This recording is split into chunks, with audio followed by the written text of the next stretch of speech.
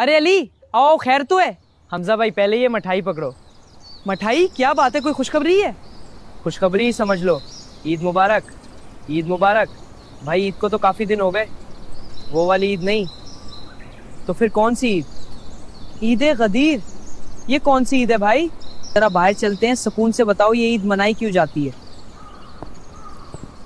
देखो हमजा भाई, गदीर खम के मौके पर हुजूर सल्लल्लाहु अलैहि वसल्लम ने हज़रत अली का हाथ पकड़कर फरमाया था, जिसका मैं मौला हूँ, अली भी उसके मौला है।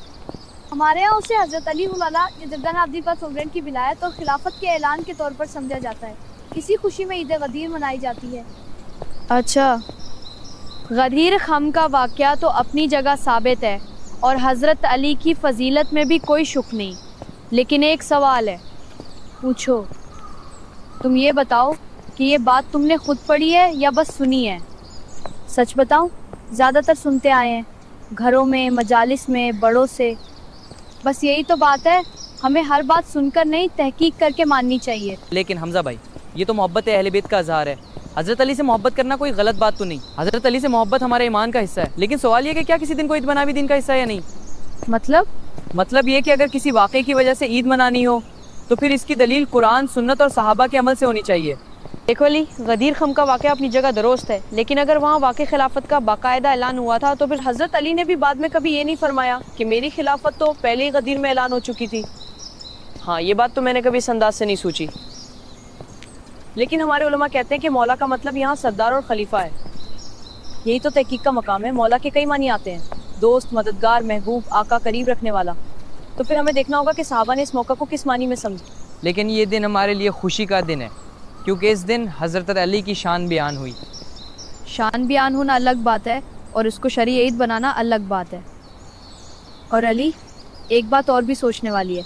सवाल ये है कि ये दिन 18 ज़ुल्हज को आता है और इसी दिन हज़रत उस्मान रज़ियल्लाहु अन्हु की शहादत का राजे और मशहूर कौल भी मौजूद है। एक मिनट हमजा भाई, ये बात इतनी सादा नहीं है। मतलब ये कि हज़रत उस्मान की शहादत की तारीख में खुद तारीखी किताबों के अंदर इख्तिलाफ मौजूद।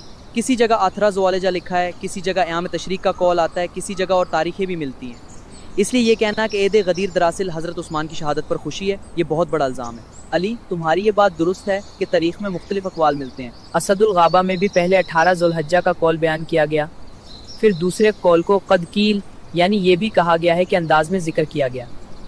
और अलबिदाया व निहाया में इब्न कसीर ने भी लिखा कि मशहूर कौल यही है कि हज़रत उस्मान की शहादत 18 ज़ुल्हिज्जा को हुई, जबकि दूसरे अक़वाल कील के साथ आए हैं। तो तुम्हारा मतलब ये है कि तारीख में इख्तिलाफ है, लेकिन राजी कौल 18 ज़ुल्हिज्जा है? बिल्कुल, मैं ये नहीं कह रहा कि इख्तिलाफ मौजूद नहीं, बल्कि ये कह रहा हूँ कि इख्तिलाफ मौजूद होने के बावजूद राजी और मशहूर कौल 18 ज़ुल्हिज्जा ही है। लेकिन फिर भी ये कहना कि गदीर मनाने वाले हज़रत उस्मानी की शहादत पर खुशी मनाते हैं, तुम वाकई हज़रत अली की मोहब्बत में ये दिन मनाते होगे। लेकिन सवाल ये है कि एक तारीखी और दीनी शऊर रखने वाला आदमी ये ज़रूर पूछेगा कि जिस दिन हज़रत उस्मान की शहादत का राजे कौल मौजूद है, उसी दिन को दीनी ईद का रंग देना क्या मुनासिब है? लेकिन हमारे नज़दीक तो ये गदीर खम की निस्बत से है। ठीक है, फिर असल सवाल यही है कि क्या गदीर खम के वाक़े को नबी कौल, सहाबा, हज़रत अली, हज़रत हसन अली या हज़रत हुसैन ने कभी ईद के तौर पर मनाया? अगर जवाब नहीं है तो फिर ये सिर्फ मोहब्बत का इज़हार नहीं रहता, बल्कि दीन में एक नए त्यौहार का इजाफा बन जाता है।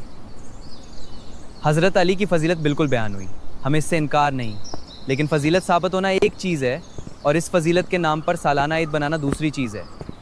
अगर हर फजीलत के वाक़े को ईद बनाया जाए तो फिर बहुत से दिन ईद बन जाएंगे। हज़रत अबू बकर की फ़जीलत, हज़रत उमर की फ़जीलत, हज़रत उस्मान की फ़जीलत, हज़रत अली की फ़जीलत, सबके वाक़यात मौजूद हैं।